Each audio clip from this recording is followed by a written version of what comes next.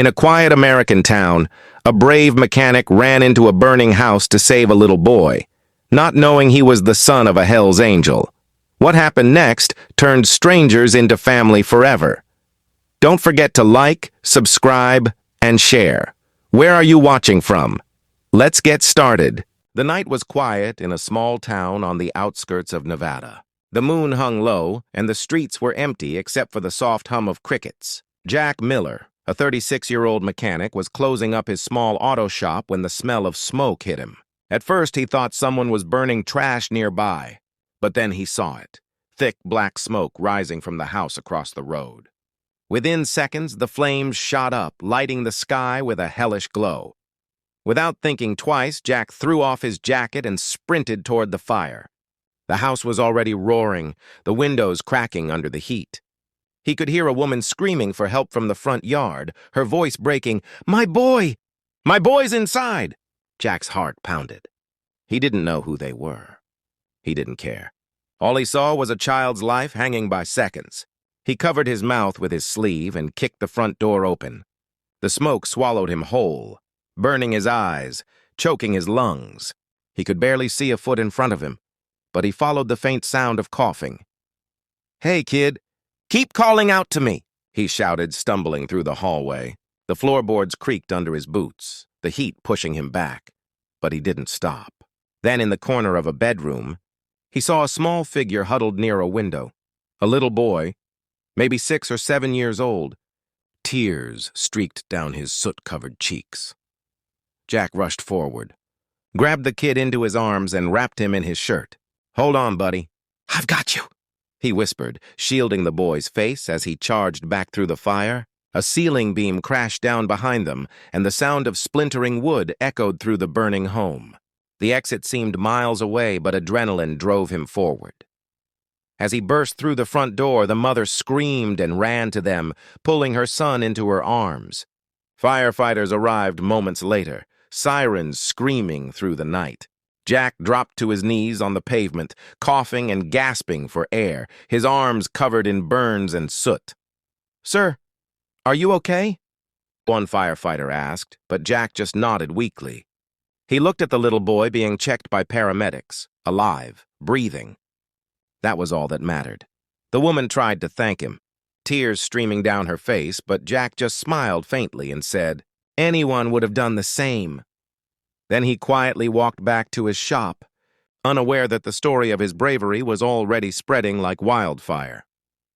He didn't know the boy's father was one of the most respected and feared members of the Hell's Angels Motorcycle Club, and he definitely didn't know that by sunrise. His quiet life would never be the same again.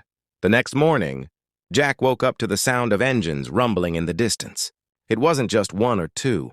It sounded like thunder rolling across the earth. He rubbed his eyes and looked out the window. What he saw made his heart skip a beat. More than 20 Harley-Davidson motorcycles were pulling into his driveway, their chrome glinting under the morning sun.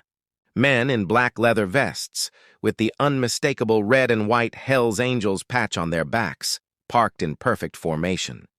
The roar of the engines slowly died down, replaced by a heavy silence that filled the air. Jack stepped outside cautiously, his hands still covered in faint burn marks. He didn't know what to expect. The night before, he'd simply done what any decent man would, but now he was staring at a sight that could intimidate anyone. The bikers stood still for a moment, their faces hidden behind sunglasses and beards. Then one man stepped forward, tall, broad-shouldered, with tattoos running down both arms and a look that could stop a fight before it started. He held his helmet under one arm and walked straight up to Jack. "You the one who pulled my boy out of that fire?" the man asked in a deep, gravelly voice. Jack nodded slowly. "Yeah, he's okay, right?" The biker paused for a long moment, then smiled faintly, the kind of smile that was rare and heavy with meaning. "He's alive because of you," he said quietly. "Name's Stone. They call me that in the club." Before Jack could say anything else, the man reached out and pulled him into a rough embrace. The bikers around them nodded, some clapping, others patting their chests in silent respect. It wasn't words. It was brotherhood. Stone looked at his crew and then back at Jack. "You didn't just save my son," he said. "You saved family. And when you save one of ours, you become one of ours." Jack blinked, unsure how to react. He'd never been part of any club, never felt like he belonged anywhere. But as the bikers gathered around, shaking his hand, thanking him, and calling him brother, he felt something he hadn't felt in years: belonging.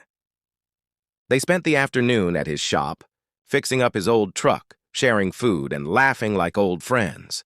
The boy he'd saved, now smiling, wearing a little leather vest that said Lil Stone, ran up to Jack and hugged him tightly. "My dad says you're a hero," the kid said.